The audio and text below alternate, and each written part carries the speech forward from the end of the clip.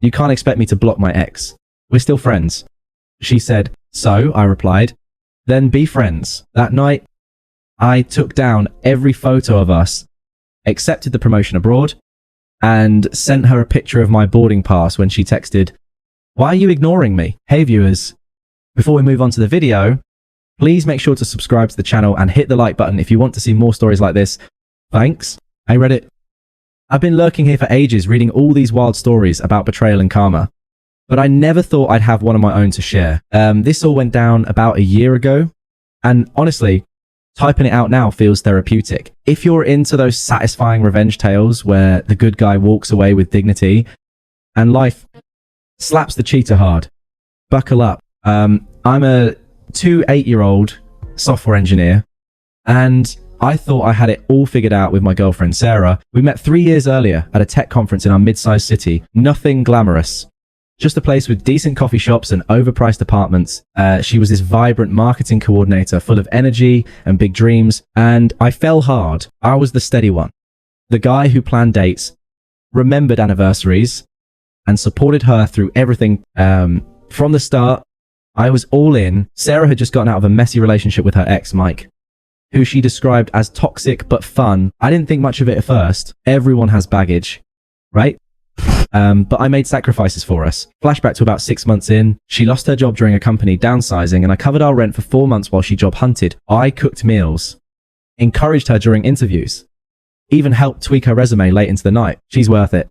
I tell myself, watching her smile, when she finally landed a new gig another time, about a year ago, I got offered a killer promotion at my company, a senior developer role that came with a move to a tech hub in Europe, better pay, exciting projects, the works. But Sarah freaked out about long distance. I can't do that again, she said, tears in her eyes, referencing her past with Mike. So I turned it down, no questions asked, stayed put for her.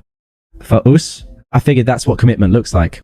Putting the relationship first. Things were good, or so I thought. We had our routines, weekend hikes, movie nights, scrolling social media together.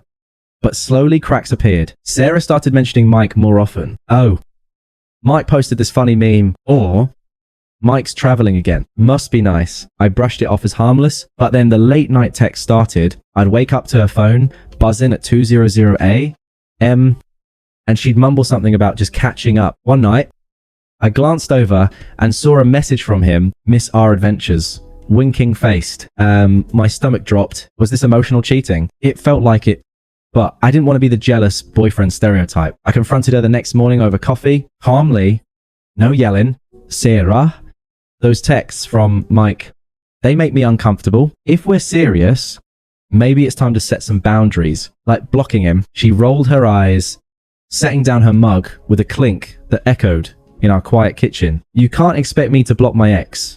We're still friends. She said, "Jag torna smug." Like I was being ridiculous. It's not a big deal. Mike and I have history, but it's platonic. Now, you're acting insecure. Barb, if you trusted me, this wouldn't even be an issue. I sat there, staring at my coffee getting cold. Her words stung, dismissive, like my feelings were an annoyance. Friends, I repeated, keeping my voice even. If that's what you need, then be friends. No begging, no argument. I just nodded and excused myself to work. Inside though, it hit hard. He studied platonics. I'd given up opportunities for her, and here she was prioritizing some ex who dumped her years ago, but I didn't push. That was my mistake. Or maybe my saving grace. The rest of the day, dragged at work, I buried myself in code, but my mind wandered. Flashback to last Christmas. I'd surprised her with tickets to a concert she'd been dying to see. Even though it meant dipping into savings, she'd hug me tight, whispering, "You're the best." Now, it felt like I was just convenient. By evening, I knew something had to change, but I wasn't going to make a scene. Dignity, right?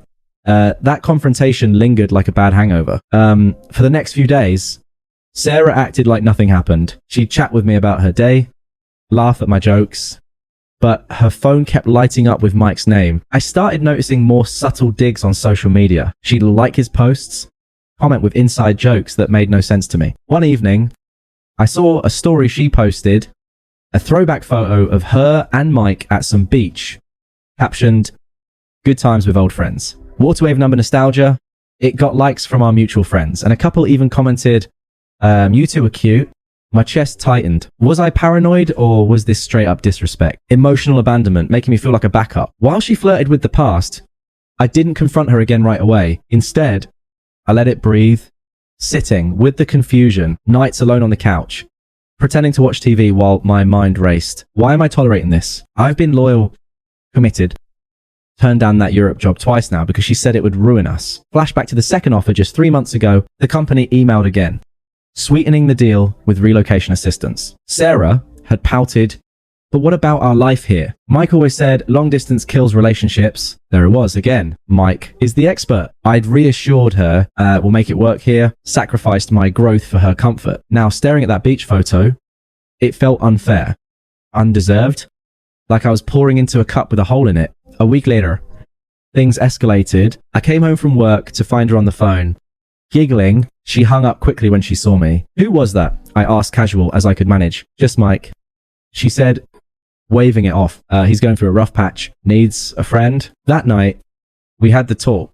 She initiated it, sitting me down on the couch with that serious look. "Look, I've been thinking," she started, her voice steady, almost rehearsed. "I need space. Mike understands parts of me that, well, you don't. You're great.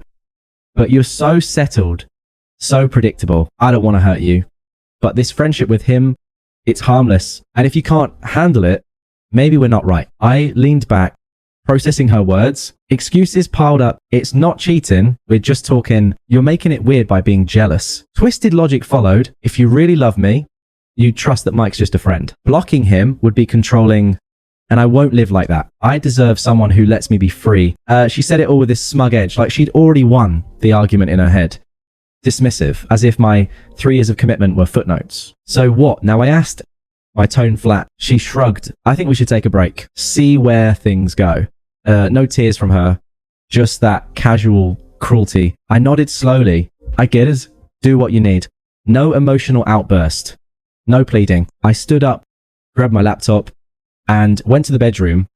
She looked surprised, like she expected me to fight, but I was done. That night, while she slept, I made my move. First, I logged into social media and took down every photo of us, hundreds of them, from vacations to lazy Sundays. It felt like erasing a chapter, but it was liberating. No more pretending. I thought. Then I emailed my boss. "I'm accepting the promotion, ready to relocate as soon as possible." They'd kept the offer open, thank God. By morning, I had a start date in 2 weeks, a fresh life in that European tech hub with a salary bump that would change everything. The next day, Sarah noticed the photos gone. "What's this about?" She texted while I was at work. I didn't reply. More texts. "Kimi, why are you ignoring me?" I waited until evening, then sent one thing, a photo of my boarding pass for the flight out. No words. Just that she blew up my phone. Calls, voicemails, but I let them ring. Detached. Disappeared, in a way. It wasn't revenge. It was self-preservation. For the first week abroad, I focused on settling in new apartment with a view of cobblestone streets, team lunches with colleagues from around the world. But the silence from home let the unfairness sink in deeper. Mutual friends messaged, "Dude, you overreacted. It was just friends." One even said, "Sarah's hurt. You left without a fight."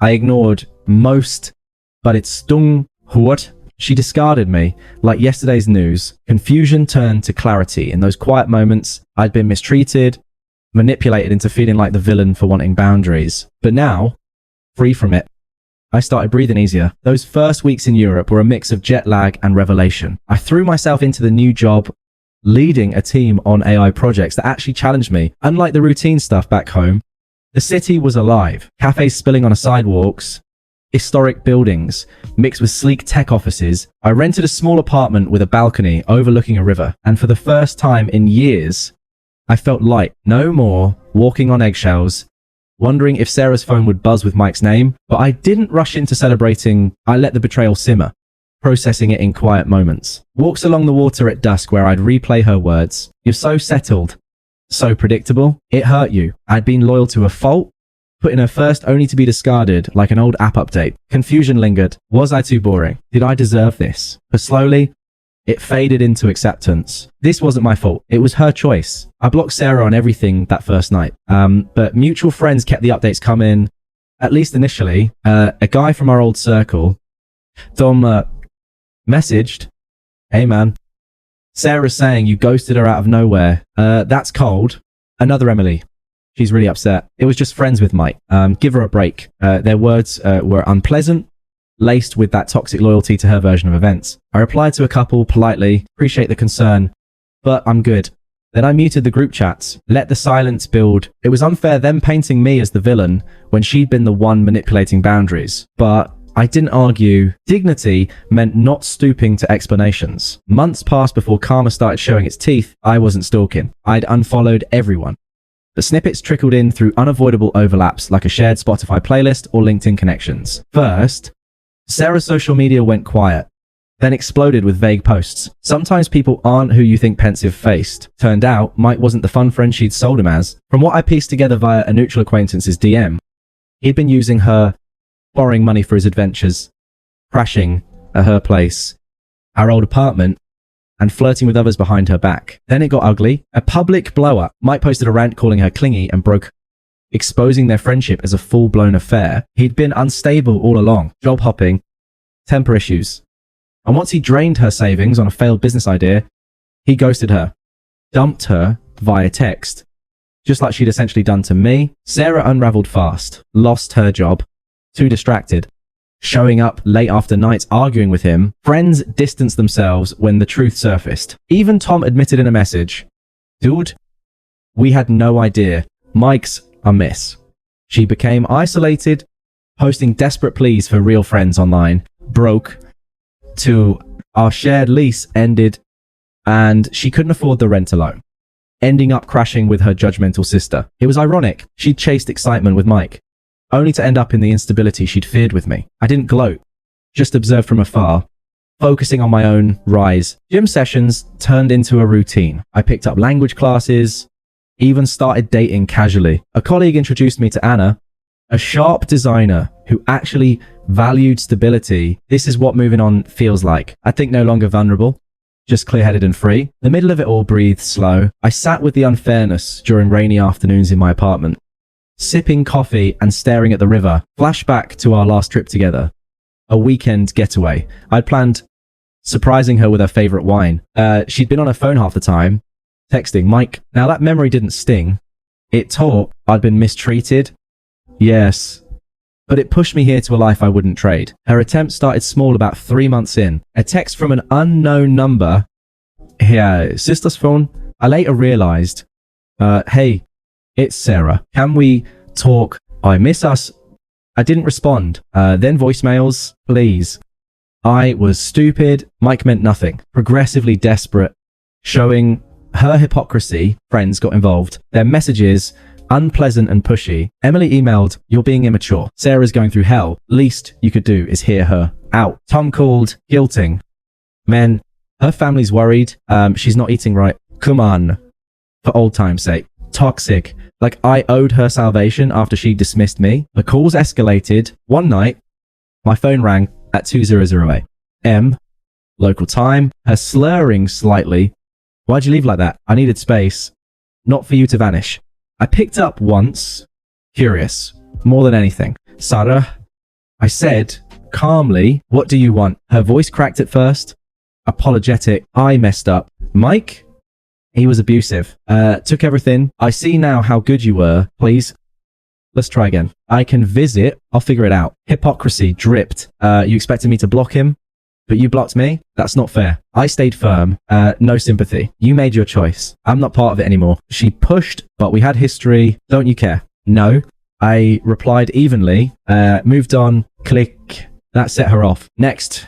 Attempts turned angry. Texts raging. "How dare you send a boarding pass and disappear? You're heartless." Her family piled on a voicemail from her mum. Unpleasant and accusatory. "You've destroyed her. She cries every night. Be a man and fix this." Her sister, Messaged, Sarah's desperate, lost her job because of the stress you caused. Comeback, emotional shifts clear, smug dismissal to begging to fury. Power, reversing as she exposed her true colors. I blocked the new numbers, but she found ways. Email from a work address. Please.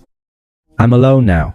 Mike left me broke. Remember how you supported me before? I need that again. Desperation peaked in a long message. I'll change. Block everyone. Just talk to me. It revealed everything. Her twisted logic, crumbling, hypocrisy, and begging for what she'd refused to give. But I felt nothing. No care for her well-being. Just indifference. My life was full. Promotion led to a raise. Anna and I were getting serious weekends, exploring new cities. Her pleas were noise from a past echo. The final nail came at our mutual friend Lisa's wedding. Virtual.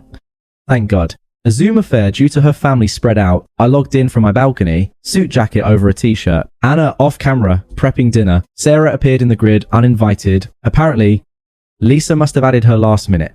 She looked rough. Hair unkempt. Background. A cluttered room at her sister's. Contrast hit hard. Me thriving.